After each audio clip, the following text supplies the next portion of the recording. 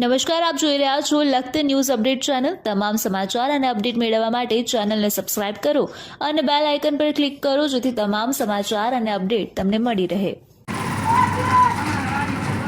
લખતર શિયાળી દરવાજા પાસે બનાવવામાં આવેલ નવા રોડ અને શિયાળી દરવાજાની વચ્ચે યોગ્ય ઢાર નહીં આપવામાં આવતા વાહન ચાલકો હાલ મુશ્કેલી ભોગવી રહ્યા છે। ખાસ કરી મહિલા બાળકો અને પાણી ભરી આવતી લખતર ગામની અંદર દૈણા દરવા આવતી મહિલાઓને ભારે તકલીફ પડી રહી છે। પરંતુ લખતર બોડી ગામ બામડીનું ખેતરો છે। રાજકારણીઓને ફક્ત પોતે કોન્ટ્રાક્ટ રાખવામાં જ રસ છે અને તેમને પૈસા કમાવામાં જ રસ છે। લખતર ગામની શું હાલત છે તેઓ જોઈ શકતા નથી અને તેમને તેની અંદર રસે નથી અને તેમને જિલ્લા કક્ષાથી માંડી અને તાલુકા કક્ષાના જે અધિકારીઓ છે તે પૂરેપૂરો સપોર્ટ આપે છે।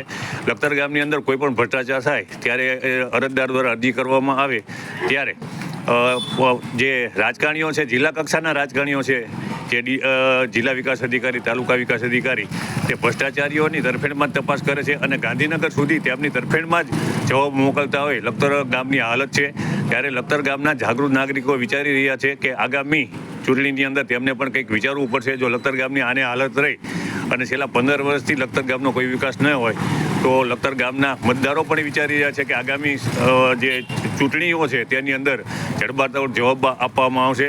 હાલ લોકો બોલી નથી રહ્યા, પરંતુ તેઓ મનમાં તો ધૂંધવાઈ જ રહ્યા છે કે આગામી 2027ની ચૂંટણીની અંદર આની અંદર જડબાતોડ જવાબ લખતર ગામના મતદારો આપશે।